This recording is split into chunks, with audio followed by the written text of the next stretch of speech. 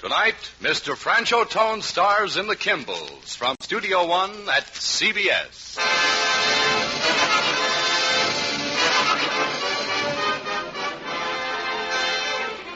I came back to this place because I had such a good time here when I was a kid. Funny, it's as though there'd been something good here that I'd once wanted to take along with me. Something that I'd left behind and missed.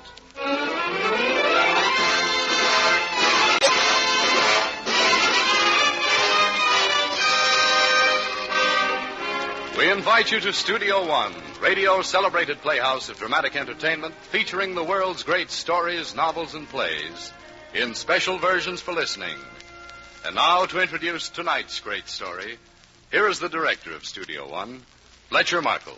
The past is always with us, and when we say farewell to a time or a place, we know always that in some other time, in some other place, we will want to return again. We remember a certain season, or the shape of a face, or a house, or a stuffed brown bear on wheels named Bango, and there is often a longing to go back. Tonight our story is about Steve Lafarge, a young man who did go back. A man who returned to a time and place of the past which became, strangely, the present. How this return affected his future is told in our version for listening of The Kimballs, a new novel by Mitchell Wilson. And at the head of our cast in Studio One tonight playing Steve Lafarge, we have with us one of the most original talents to be found among the citizens of Hollywood and Broadway. One of my most favorite performers, and I'm sure one of yours, Mr. Franchot. With Mr. Tone, you'll be hearing Mercedes McCambridge as Anne and Everett Sloane as Bennett, the last of the Kimballs. Pleased to begin.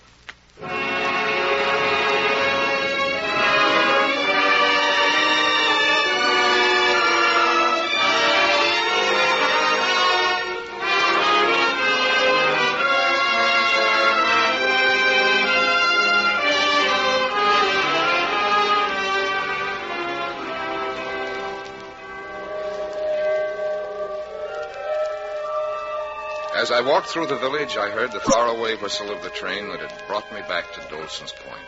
It had been 12 years since I'd lived here, back in those bright days when my parents were alive. At the edge of the village, I came to the small house which had been our home. Strangers were living here now. I did not stop there, but went on among the elms which led to the estate next door. 12 years ago, the wall around it had seemed enormously high. Now I found it level with my shoulders. Through a gap in the trees, I could see the sweep of lawn, which stretched from the great house down to the sunny waters of the bay. When I came to the grilled iron gate, I pushed it open and went in.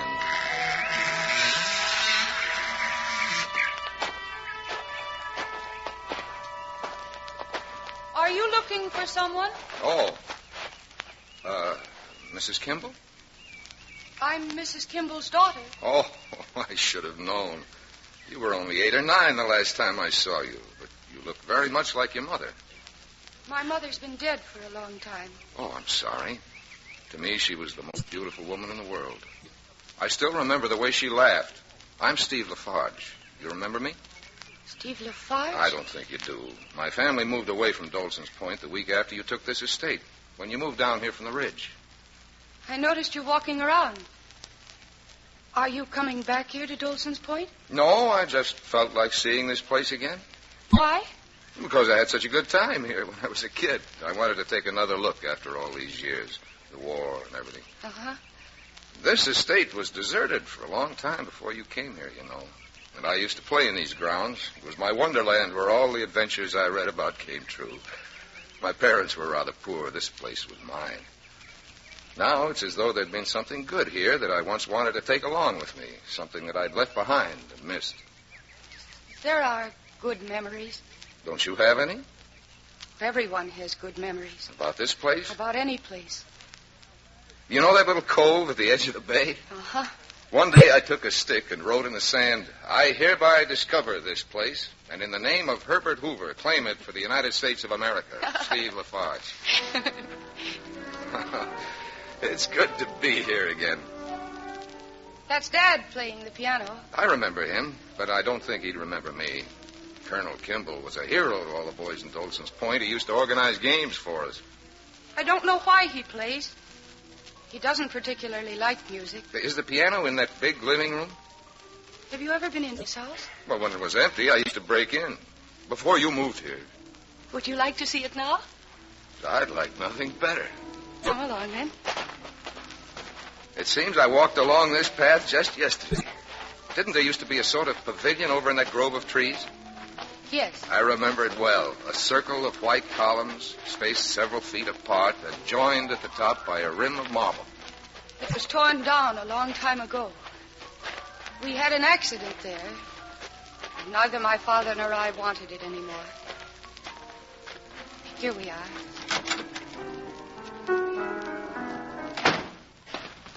Yes? What can I do for you? If you have any business with me, there is no need to bother my daughter. This is Steve Lafarge, Dad. He used to live down here. Oh, of course, Lafarge. I'm sorry, but I didn't know who you were. I thought... Well, how are you, my boy? Fine, thank you. How long are you going to be here? Oh, just today. You see, I used to know this house very well when I was a boy, before you came. Well, the place has changed, as you see. Well, to me, the place hasn't changed at all. I still see it the way I used to. Perhaps I don't really see as it is. Well, probably not. But I'm glad to see you boys come back as young men. If you like Dolson's Point well enough, perhaps you'll reopen your house. My house? Which house? Lafarge, Dad. Lafarge is his name. Where did you used to live? Down the bay. Where? Near the lumber yard. My father used to be a hand there. Oh, of course. Anne, suppose you show Mr. Lafarge around if there's anything else that he cares to see. After that, I'd like to talk to you. Now you must excuse me. Goodbye. I think he expects you to take me around to the kitchen and give me a glass of milk and a cookie. No, please, he didn't mean that at all. It's just Dad's manner. Well, it was very nice to see the house again. Goodbye. Please don't go. I'm afraid I have to. And I'm sorry about the crack I made. It's just that he wasn't exactly what I'd expected. Or else he's changed a good deal. We've all changed here since my mother died. Please stay. You sound as if you really mean it. I do. Really, I do. Tell me what you like. Where would you like to go? Well, more than anything, I'd like to go over to the marshes. Is there a boat around? We have a small sloop with a centerboard, but I haven't been over there in years. Those marshes are so lonely. So empty. That's why I want to go. It's like being in the middle of nowhere. You can imagine that anything will happen. All right, then let's go.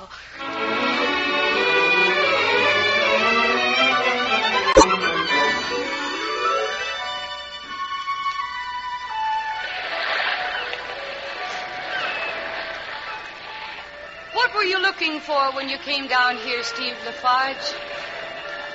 What do you want from life? I'll settle for just being happy. Is that all? It's only asking for the moon. Oh, I don't think it's as bad as that. You make up your mind the way you want to live, and then you go ahead and try to do it. You have to know what you want, I suppose. Yes.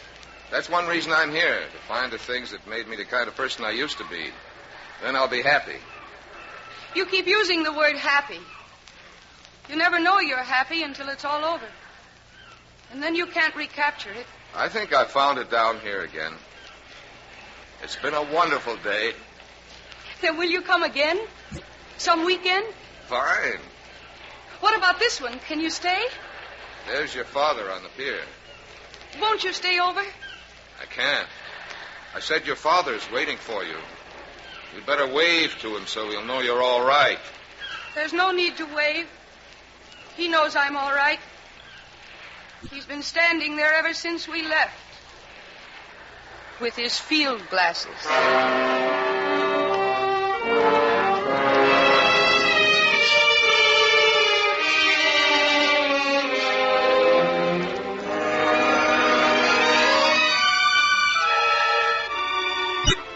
Hello, darling. Dressing for dinner? Yes, Dad? He's gone, hasn't he? Yes. How was the afternoon? Very nice. Would you move back a little, Dad? You're in my light. I can't see to comb my hair. I suppose you're angry with me. There's no point in being angry. I just didn't like him. I thought he was pushing. He wasn't pushing. I was the one who asked him in. Really? What did you do with him? You know that. Sailed over to the marshes. Did your friend enjoy himself? We both did. I'm sure he did. At any rate, it's all over. Not exactly.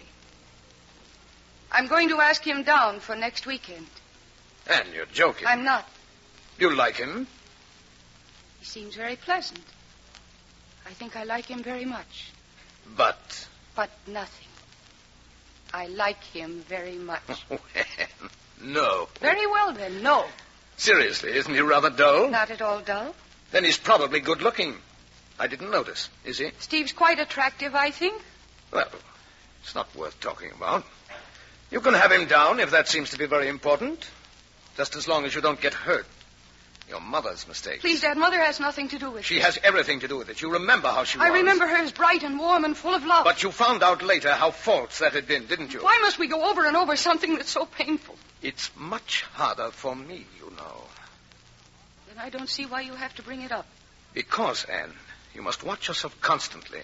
You must always keep the memory of what your mother was clear in your mind. It never leaves my mind.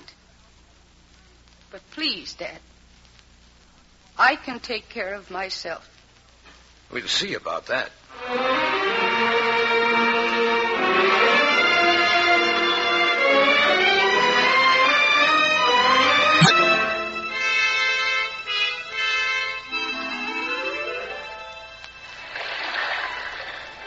There's not as much wind today as last week, Steve. I like it better this way. Uh-huh. Here, hold on to the end of this line. Why? Well, I'll hold on to this end, and then we'll be in touch with each other. All right. I like feeling I have a contact with you. So do I. You know, I didn't think you'd ever write to me. I said I would. I still didn't believe it. Didn't you think I meant the invitation? I thought you'd change your mind after talking things over with your father. Why should my father object? You can't say that he likes the idea. I'm not blind. Oh, I don't know what you're talking about. I'm talking about your father. And it's not that he doesn't like me because I'm me. As soon as I walked into the house last week, even before he knew my name, he didn't like me. Nevertheless, he also asked you to stay. That's very true, but it wasn't because he liked me. Well, you're making it much too complicated. Well, put that line back in your hand. I need it there. It's in my way. Anne, don't withdraw from me like this. Because I'm sorry. Please, Steve. Let's go back. It's getting late.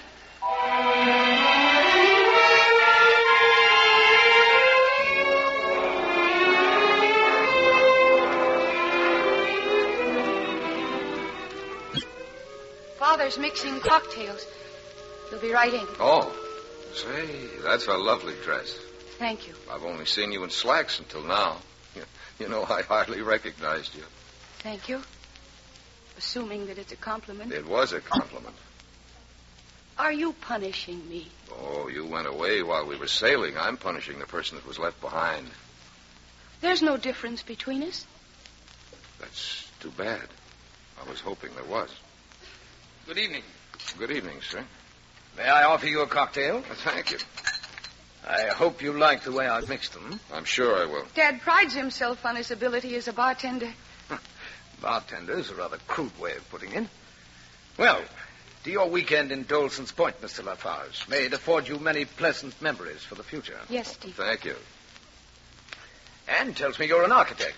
Yes, with Colby and Wright. Yes, I know the firm well. They're very good. Adequate.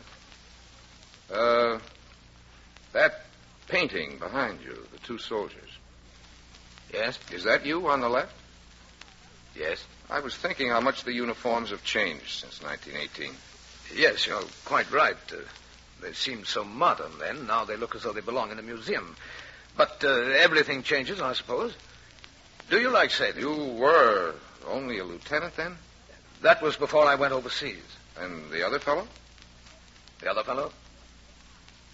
The other fellow didn't come back. He was Mrs. Kimballs' first husband.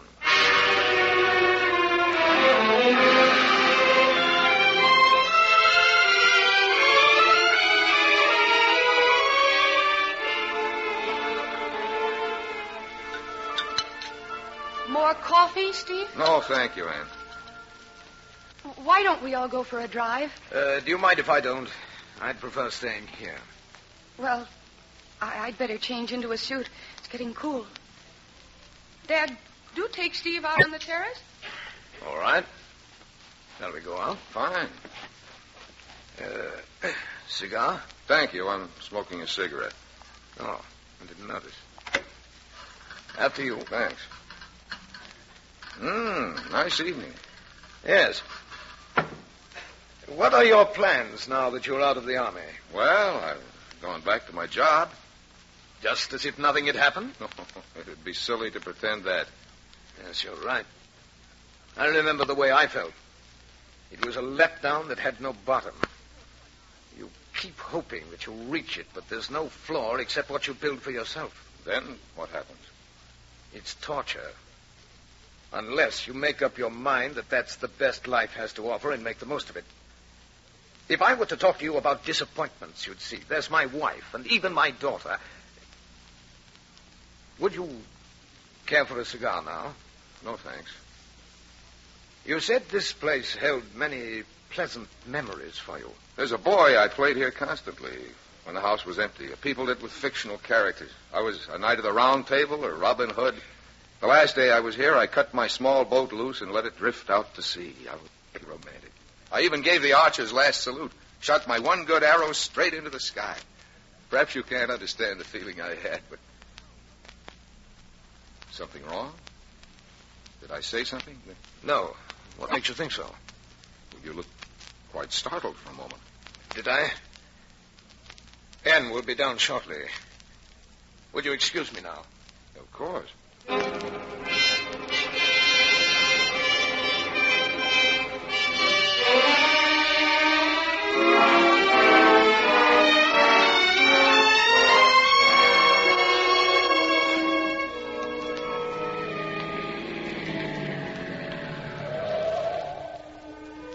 Well, here we are. Don't get out of the car yet.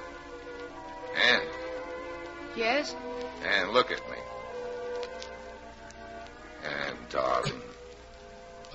Steve? I love the scent of your hair. It's so soft. Now, please don't pull away. I've been wanting to kiss you all evening. Steve? No. Anne. Anne, what is it? Nothing. Anne, listen, don't walk away. Oh, Steve. No. What is it? I don't know. I just can't get a grip on myself no matter what I try to think. I don't understand. What are you fighting? Myself. Are you sorry I kissed you? You wanted me to, didn't you? Yes. It's just that I'm afraid. I suppose I'm being foolish. I don't understand. I know it doesn't make sense. I want to be with you. And yet all the time there's the urge to run away. When you've been afraid of any kind of emotional involvement as long as I have, it's hard to take a chance. You build your entire life on an emotion. You center everything on one person, and then suddenly, by the craziest kind of accident, the person you love dies. And then you're left with nothing. Absolutely nothing. Look at my father. You mean all your confusion, all your refusal of emotion is just because your mother died? But that's like wanting to go without food all your life for fear someday you might not be able to get it when you want it. And your father has no complaint. At least he had your mother while she was alive. That's just it. He didn't have her. My mother never really loved anybody in her life. I can't believe that. Well, she fooled everybody, even me. I didn't know the truth about her for a long time. Do you remember Jeff Hudson? The school principal? Yes. She was planning to run away with him when she was killed. But that has nothing to do with you. You are what you feel. You see for yourself what's the right thing to do, and if you don't do it, you'd be throwing away so much. I'm trying to think there won't be another arrow. Arrow? What arrow? Nothing. Forget it. What arrow? I thought you knew. I thought everybody knew. I suppose that's just because I remember it so well. I even remember the day it happened. It was the 12th of June. What happened? My mother, was sunbathing in that pavilion you spoke about. When they found her, she'd been dead for over an hour with an arrow in her chest. The kind of an arrow a boy would make, you know. A stick with a nail for a head. No one ever discovered who the boy was. An arrow with a nail for a head. I didn't see it. That's what they told me. Anne. No. What? Shouldn't I have told you? Oh, it was an accident. But that's all life is, isn't it? Steve, what's the matter? Nothing? No, something's happened. Anne? Oh, I've talked too much. I made the whole thing more serious than it really was. After all, you didn't mean that there was anything between us. And here I am forcing responsibility on you. Anne, please. No, don't worry, Steve. I didn't mean to throw myself at you. I'm going in. Good night.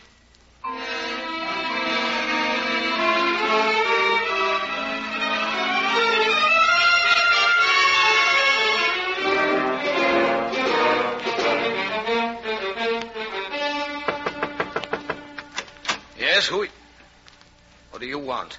I want to talk to you. There's nothing to say. There's a great deal to say. I know now why your attitude changed so suddenly this evening on the terrace. I just found out. Does Anne know? Good heavens, no. Well, what do you intend to do about it? There's nothing I can do. It was an accident. How do you expect me to feel? Accident. I could feel that way only as long as I didn't know who had caused it. Now that I know you were responsible, things have changed. I don't see the difference. You don't feel it? What I feel's beside the point. I came in here to tell you how very sorry I am. Don't bother. Just go. Look, put yourself in my place. Suppose you had shot an arrow as a kid that, without your knowledge, accidentally killed... I asked you to go. No, sir, not until I say what I came to say. Not until I can make you change your mind. What are you going to change? Are you going to change the fact that every time I see you, I see my dead wife? Are you going to change the fact that every time I see you, I remember how I felt about her? Are you going to change the way she felt about me or the kind of woman she was? What is this stupid talk about change? Change a lifetime and you change my mind? I know how you feel. I'd feel the same in your place. Look, it's very simple. Was that your arrow? Yes. And you shot it? Yes. Then you killed her. I don't care what the law says about intent or accident. All I know is if you hadn't shot that arrow, she wouldn't be dead. That's the way I feel. And that's the way Anne will feel when I tell her. Then I want to ask just one thing. I want to stay until tomorrow, as we planned. Then you can tell her. You can tell her anything you want after that. I won't come back. I won't even write to her. You won't come back?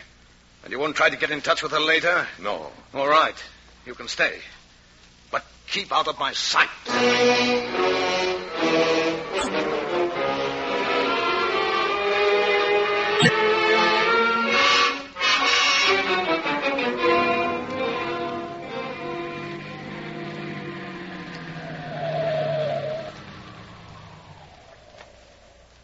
We're a little early. None of the commuters has come to the station yet. You don't have to wait, Anne. The train will come along pretty soon. I don't mind. Anne, I want you to know that if I've acted cold and strained, it has nothing to do with you.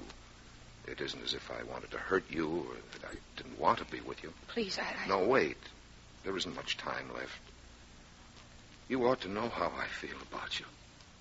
I think I know. No, you don't. Not if you say it that way. It's just terribly hard for me to tell you. Why? Because of something I didn't even know about. There were times when it was on the tip of my tongue, and there were times when I couldn't even look at you. I was afraid you'd find out. And I still don't know how you'll take it. Well, what is it? How terrible can it be? I shot the arrow that killed your mother. No, Steve. There's no mistake. I found out when I was talking with you last night. Your father knows. It's true, all right. How terrible for you. And for you? I don't know. I can't even think. It was all such a long time ago.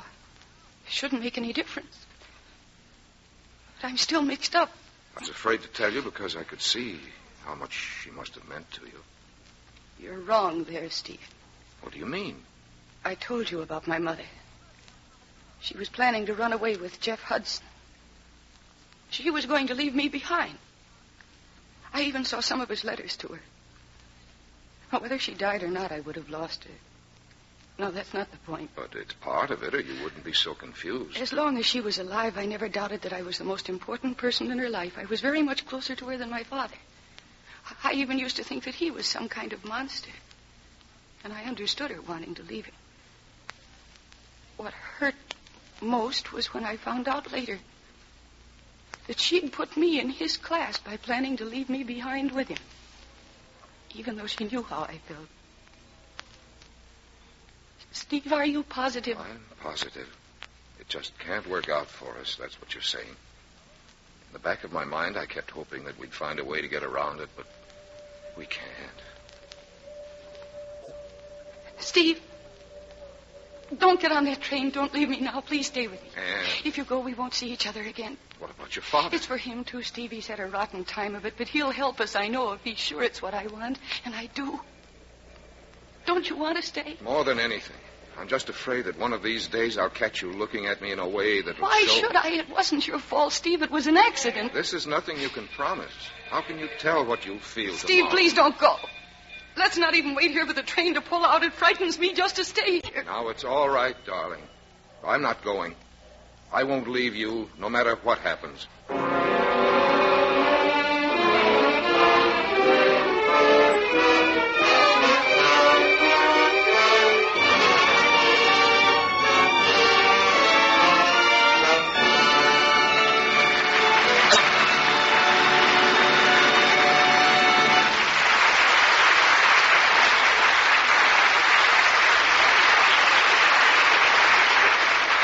From Studio One, radio celebrated playhouse of dramatic entertainment, you're hearing Mr. Franchot Tone, starring in The Kimballs, a version for listening by Agnes Eckhart of the Mitchell Wilson novel.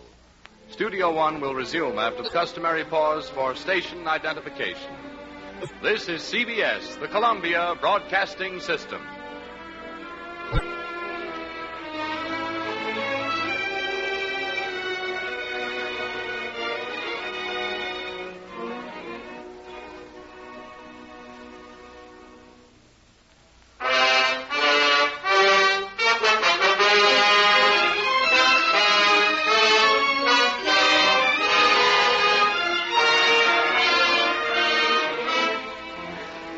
From Studio One, we continue tonight's full-hour dramatic entertainment.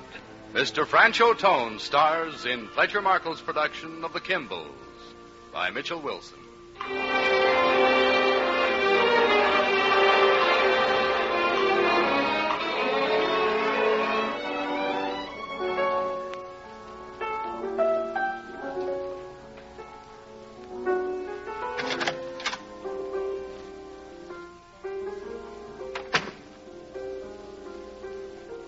Dad? Hello, darling. Dad, I want to talk to you. Well, what is it, Anne? It's about Steve. Oh, yes. He's finally gone, I suppose. No, Dad, he hasn't gone. And he's not going either. What do you mean? Exactly what do you mean? That's what we have to talk about. He's already told you? Yes, a little while ago. He lied to me. He's trying to make a fool of me. How? He told me last night that if I said nothing to you, he'd go away and not come back. You were doing this to protect me, weren't you? Well, of course. What other reason could there be? Then there's no point in being angry. It wasn't a lie. And since Mother's death was an accident, there's no reason to blame Steve. Just an accident. We know that it was. And you feel nothing for him except that it was too bad he had to be involved? If I'd never met Steve, I wouldn't want to see him or even hear about him. But it just happened that I did meet him. And I like him. Like him? That's a delicate way to put it. All right, then. Say I'm attracted to him. Maybe I'm in love with him. Love?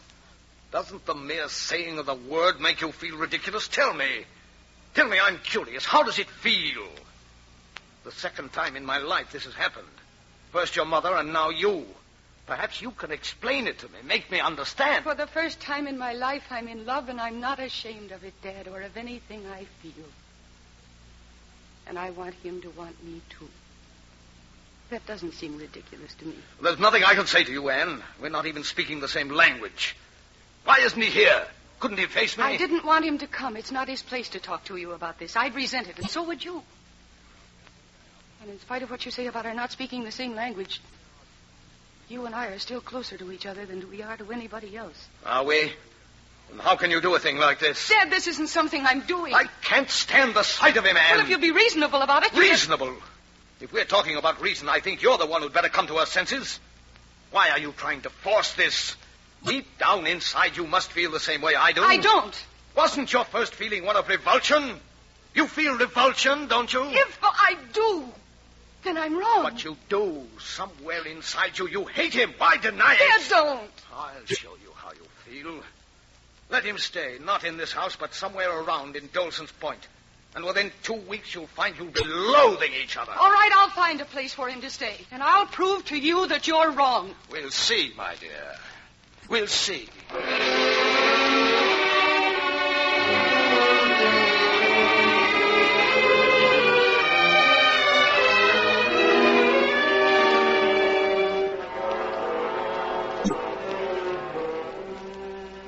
Wasn't any good, was it, Anne? No, we had rather a scene, Steve.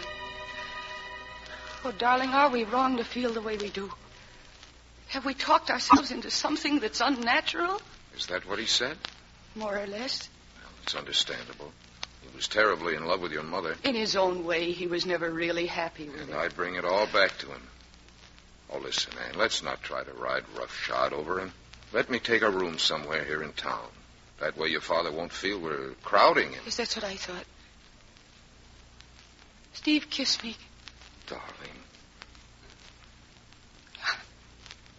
We'll be all right, Anne. Don't worry. After a time, we'll get to the point where we can talk about things easily. What's there to talk about? Your mother? No. Don't you understand, darling? Until we can talk about her openly, we won't ever feel completely at ease with one another. Yes, I suppose you're right.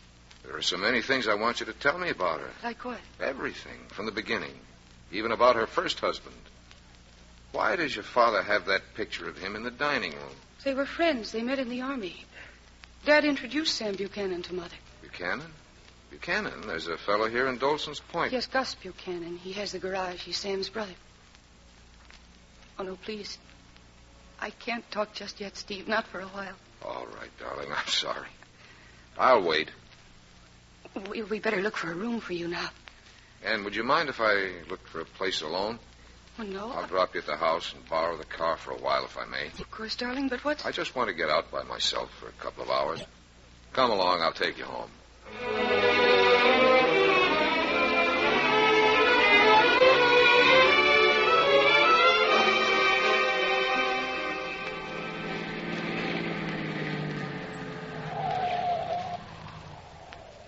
Yep. What's it for you? Will you check the oil, please? Aye, sure.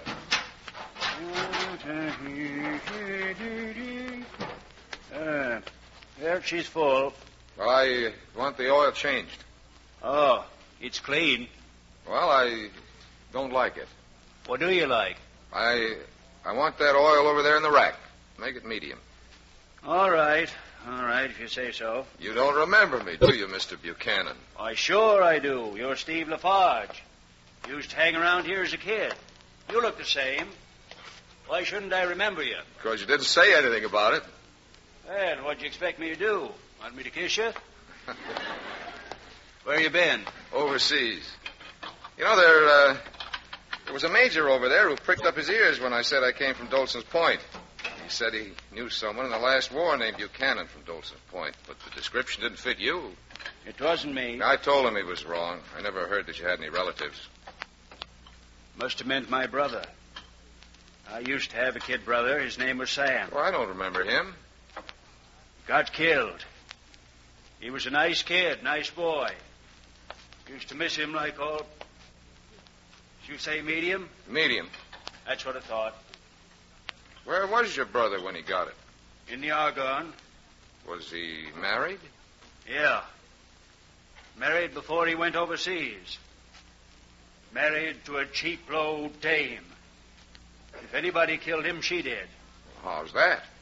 Got into the Army in 17 before the draft. Got sent to officer's school. Only had 3 years of high school. All the other boys been to college. He was smart, that boy. He'd have done something with this place. Take it from me. But, about his wife. Oh, she was real society. But she was cheap. Sam didn't find out about her until he went to France. Oh. That's what killed him, when he found out. How do you know all this? From Sam's letters. He wrote me the whole story. Well, how did he find out about his wife? Somebody tell him? That's the funny part of it. The guy who told him about her, he turned around after the war and married her himself. Figure out that one. You mean Kimball was the one who told him? Kimball? Sure, it was Kimball. Who else? Hey, how did you know it was Kimball? I didn't say his name. Well, I remember hearing that Kimball and your brother were friends in the Army. Yeah? What are you after, Lafarge?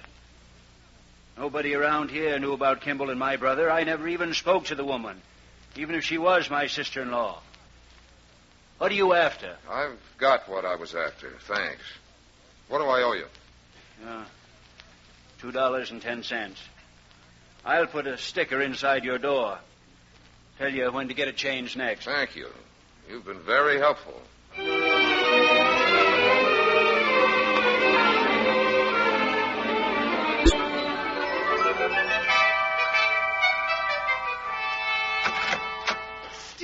Steve Lafarge.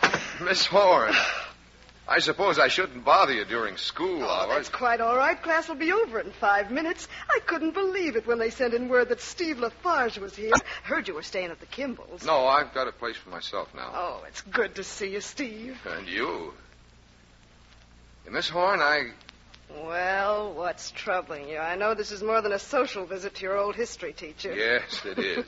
There are some questions I want to ask you. You're the only person who knows everybody. Well, first of all, what kind of woman was Connie Kimball? she was, a rather sweet, naive woman. In what way? In every way. Connie Kimball was one of the most conventional women out here. She had tremendous charm, a vitality you couldn't resist, but it was all within the accepted social framework. Then what does that framework include? What do you mean? Well, for example, was there ever any scandal about her? Well, there was a story near the end, but I never paid any attention to it because she just wasn't the type, that's all. You know, it's character that really counts, and people seldom step out of character. Why are you so interested? Oh, I'm just curious. I remember her very well. Anne looks very like her mother, doesn't she? Yes. Yes, she does.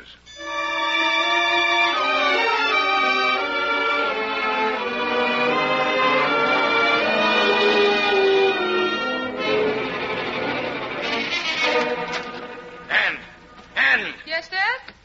Are you using the roadster? Yes, of course. What is it? Did you go to Buchanan's garage? No, I didn't. Who did? No one. We never go there for anything. Well, that's very funny. There's a sticker inside the door. Did you ever lend the car to that what's his name? His name is Steve Lafarge, Dad. Answer my question. Yes, I did lend it to him day before yesterday when he was looking for a room. Oh. Anne, come into the music room, darling. Let's talk this over without getting excited. All right. Dad, what? It's all right, my dear.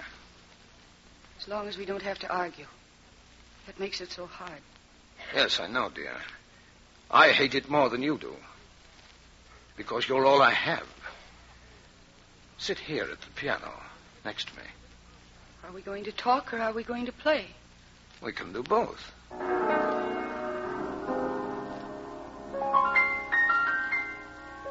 right.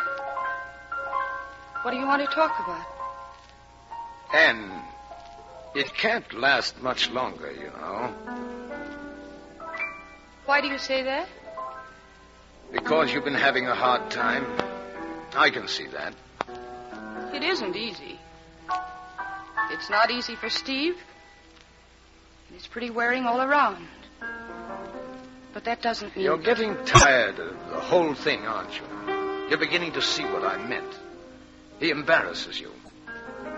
Dad, I can't understand your attitude about Steve. Under other circumstances, I might. But since Mother was all set to leave you if she hadn't died... How dare you talk to me that way? How dare you?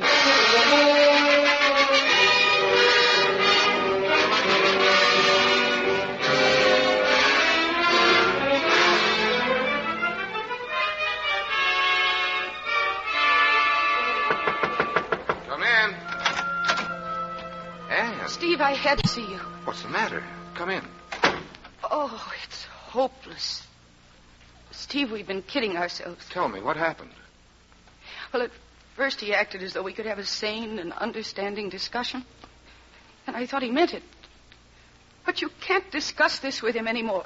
Yes. Oh, if only there were some way to bring your mother back. There'd be no point in that. Who'd want her back? She didn't want us. But you were so very fond of her. Well, what's that got to do with it? I told you she was in love with Jeff Hudson. If she hadn't died, she would have run off with him. No, don't feel so badly that you deprived me of my mother. Just the same, Anne, you cared about her. Anyone can see that. It's in your face every time you speak of her. That's not true. I saw it the first time I spoke to you, when I thought for a moment that you were she. You were pleased that I saw the resemblance. My mother was a very attractive woman. No, it's more than that. You knew she was planning to desert you? Father told me later. You didn't know until then? No, that's what started this whole thing at home just now. I reminded Dad of it. I swear I don't understand it. I've been thinking about him, and I can't see your father as the kind of man who'd suffer grief all these years. I'm sorry, but he's out of character. That's where you're wrong, Steve. It was cruel of me to throw his failure in his face. He didn't mind telling you when you were just a kid that your mother had been planning to desert you. That scene couldn't have been a party for you. But that was different. Right now, darling, let's talk about what we're going to do. And we won't settle this by going away. Let's not kid ourselves. You're not coming away with me because you love me. You're doing it to punish your father. Forget my father. How can I when you can't?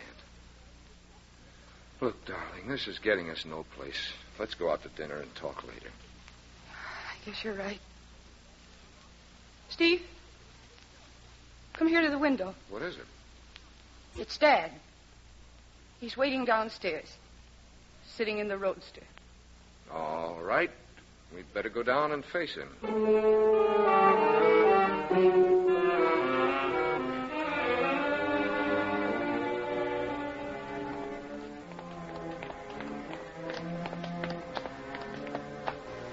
Anne, dinner's waiting at home.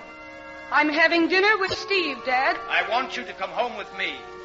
Steve, what shall I do? It's up to you. I'll go home. But you come along with us. No. Go along with it by yourself, Anne. It'll be best. All right. Call me in an hour and a half.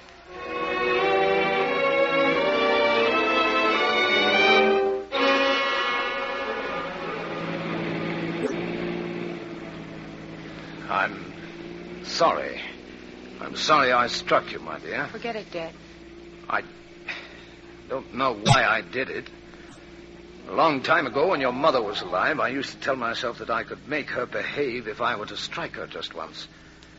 I got so I would pray for the strength to hurt her. But I never did. I would always stop with just my fist clenched. Maybe that's why I hit you. I'm sorry. Is it all right now? What about Steve? I'll try, Anne. I'll do my best. Dad, do you mean that? Yes, I do. Not like before. This time you're serious? Yes, Anne. No more trouble? No. Dad, this is important to me. You've got to help Steve and me. You can see that I'm in love with him, can't you? Certainly I can see. And I can ask him to come to the house? All right. It wasn't his fault. Is that understood? All right. Oh, Dad, I'm happy. For the first time in so long. I know. We'll have a party. A lot of people, and it'll be just as if nothing had happened. It's going to work out, isn't it, Dad? Oh, yes. Of course it is.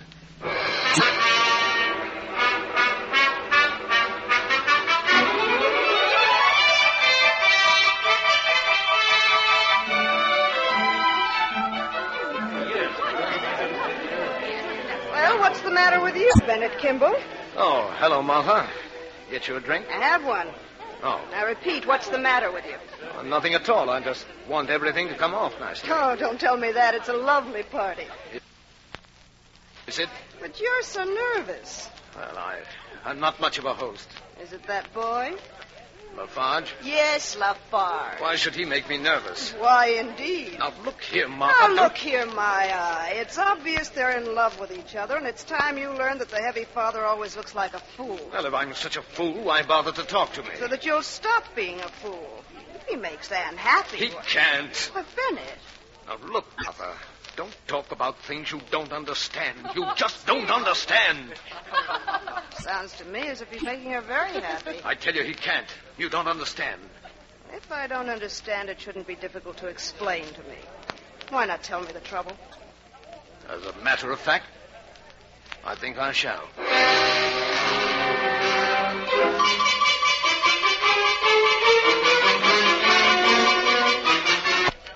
What did you say? Are you sure? How terrible. Can I turn around now? Talk about something else. He's coming this way. Who told you? I feel absolutely sick. Do the Eckharts know yet? Let's go, John. I don't think I can stay here another minute. Poor Anne.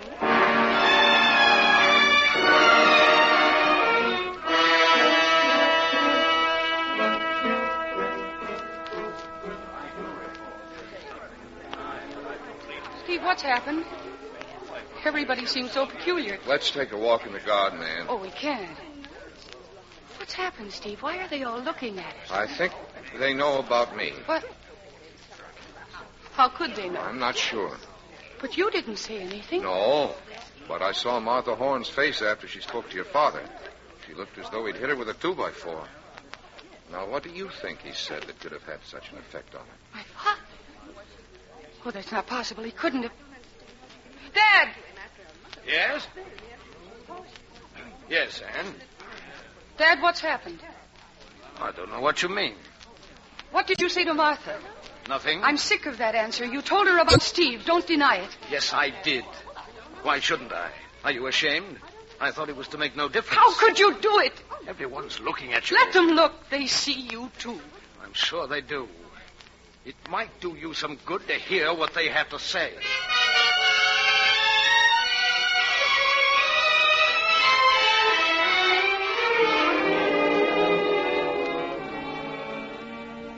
Well, everybody's gone.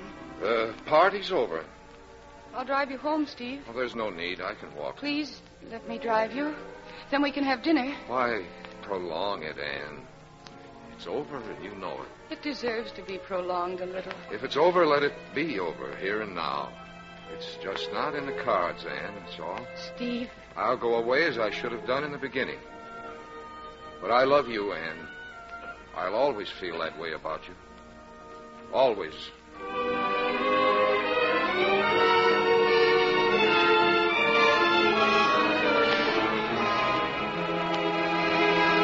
Dad, I must talk to you. Look at me. I'm looking at you. You did this deliberately. If you mean that I knew what I was saying when I told Martha about Steve, you're quite right. Why shouldn't I speak to Martha about something that's so important to me? I wanted her advice. And you picked a garden party as the proper time. You knew the effect it would have. I admit that I wasn't surprised. Frankly, I was relieved that everyone had the same reaction that I did. I was beginning to doubt that I was right. If I had been wrong, I would have been only too glad to know about it. Anyway, people had to know sooner or later. You did it to hurt me. And you succeeded. You and I made a bargain, my dear, and I lived up to my part of it. You've no cause to be angry with me for the way other people act. It's not my fault. What right did you have to tell them? I'll get it. Hello. Hello, Anne, dear. Sarah Hollingsworth. Yes, Mrs. Hollingsworth, how are you? Don't worry about me, my dear. You're the one. How are you? Very well, thank you. I'm sorry I wasn't able to be there this afternoon. I've just called to tell you that you have all my sympathy. I just this minute heard the ghastly news about what happened at your party. What news? I don't know what you're talking about. About that horrible young man. At least half a dozen people overheard what your father said to Martha Horn. But Mrs. Hollingsworth... Don't worry, my dear. If I pick to sit on his jury, I'll know... Jury? I think you'd better explain. I'm sure I don't know what there is to explain, child. Every one of us has called Chief Wharton to tell him what we think and that we won't stand for that man's presence in this town for another moment. Chief Wharton? You've called Chief Wharton?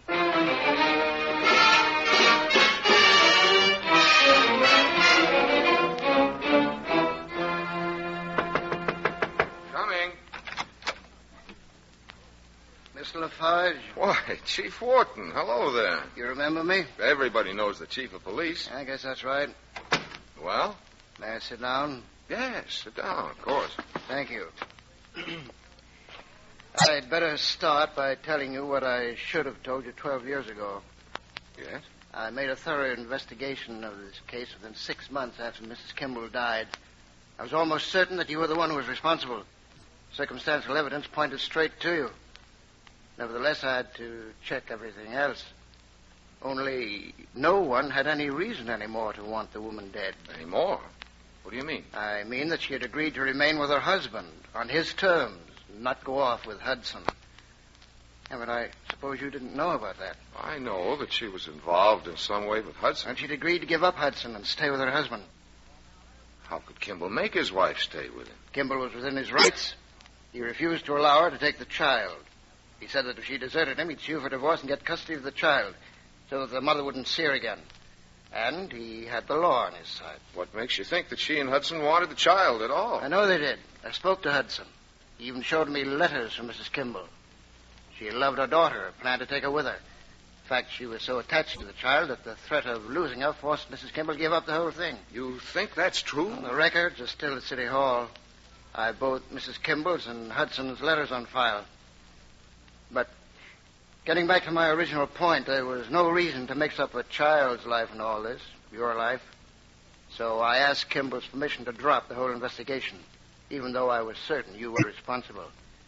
And that's how it's been until today. But this afternoon, the story got out. Now there's feeling in this town against you. Well, what am I going to do? You can pay back the favor I once did you. Leave town on the next train. I'll leave, don't worry. But before I go, I want to take a look at those records, those letters. Is that a bargain? It's a bargain. I'll take you down to City Hall.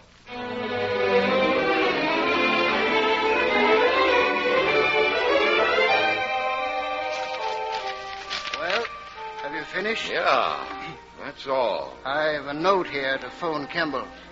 Is it all right if I tell him you're leaving? Well, I'll leave after I speak to Anne.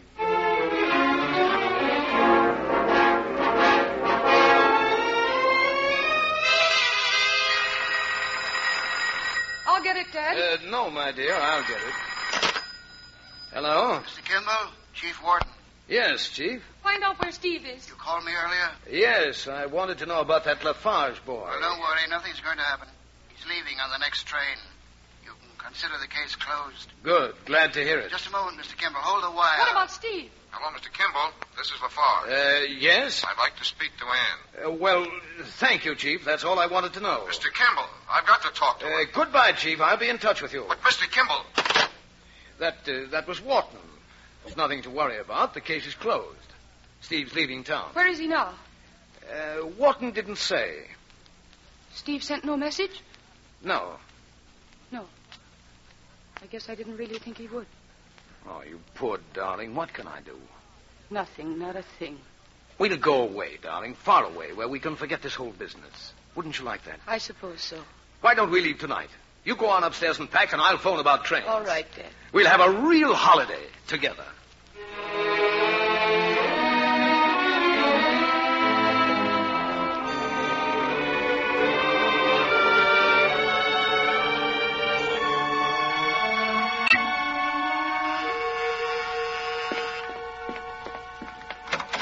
Steve. I had to see you. Who is it, dear? I tried to talk to you on the phone from Chief Wharton's office, but But your father hung up in my ear. You were on the phone. How dare you come here? I told you, Mr. Kimball, I've got to talk to Anne. Well, there's no time. Anne and I are going away. The train leaves in an hour, and we must both do some packing. We'll not discuss that now. Oh, yes, we will. We can be quite open about this because you remember, Anne, you told me that you weren't like your mother. That's true. But you are like your mother, Anne. You are. What? Listen to me. I saw all of Wharton's records. Your mother never intended to go off and leave you. You don't know what your mother's like. Steve, I saw the letters. You only saw the ones your father wanted you to see. Now, look here, I've seen the others. Believe me, Anne, your mother cared more about you than anyone else in the world, including herself. Steve. If you don't believe me, come down to City Hall and take a look at the letters in Wharton's file. Chief Wharton has them? Your mother wouldn't leave without you. And if she left, your father threatened to take you away from her. That's why she stayed here, to keep you. Anne was my daughter. All I had. Then Mother did plan to take me with her. No, she didn't. She said that to bait me. But she did say it. She did. She said 1,000 things. She wanted you with her, Anne. Even Jeff Hudson said that. I've read his letters, too. But I saw Hudson's letters. Not all of them. Did she, Mr. Kimball? Well, the ones she didn't see were full of lies. The ones I didn't see. Oh, why didn't I realize? I kept those letters from you because I knew what kind of woman your mother was. And I'm not the only one who knew what she was. Every man she had anything to do with. Father, don't. Look at her first husband. Look at Sam Buchanan. And how did Sam Buchanan know what she was? You were the one who told him. You told him lies that destroyed her. No, I told him the truth. And your father told Buchanan some story that completely wrecked their marriage. Dad, you didn't. Why shouldn't I have told him? I knew what she was like, what she'd done. Exactly what had she done? Well, she'd married Buchanan. Wasn't that enough? You poisoned Buchanan against her so that you could marry her. But once you'd done that and made her your wife, you hated her. That's not true. I loved her. And she would have loved me in time. No, you hated her. You must have hated her. It was you who killed my mother. No, Anne, no. She was murdered many times, day after day, long before the accident. Steve's arrow. No. Steve. Yes, Anne? Take me away from here. Please take me away. Of course, darling. I've got a car outside. Now, look here, Lafarge. If you think that... Father, I couldn't go on living in this house. No, Anne. You can't leave me. You can't. I am leaving, Father. And I'm sorry. Very sorry. Anne!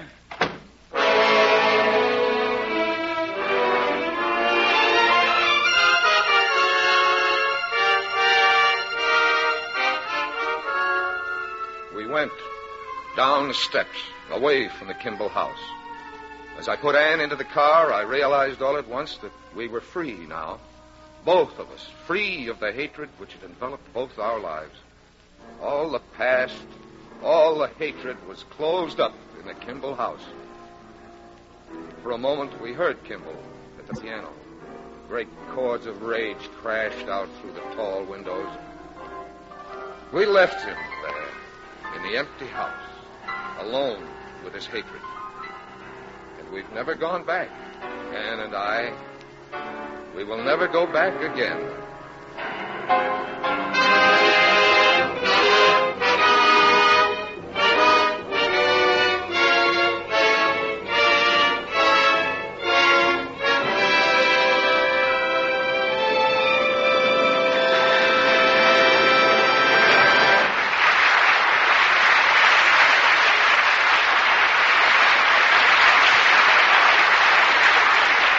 From Studio One at CBS, you have just heard Mr. Franchot Tone, starring in Fletcher Markle's production of The Kimballs by Mitchell Wilson. Another of the world's great stories from radio's celebrated playhouse of dramatic entertainment.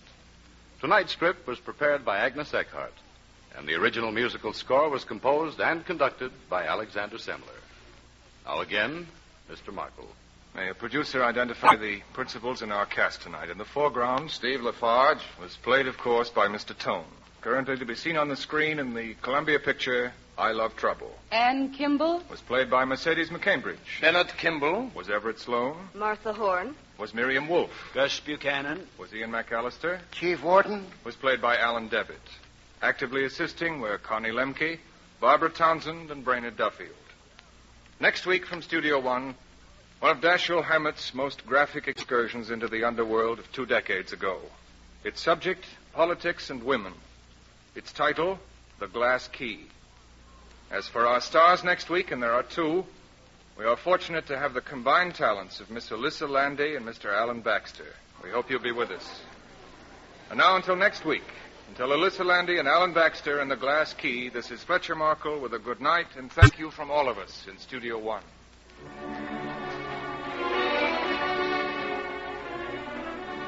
Tune in tomorrow night at 9:30 p.m. Eastern Standard Time for Harvest of Stars, the first broadcast in a new series of sparkling musical programs starring James Melton with Frank Black and the Harvest of Stars Orchestra and Chorus.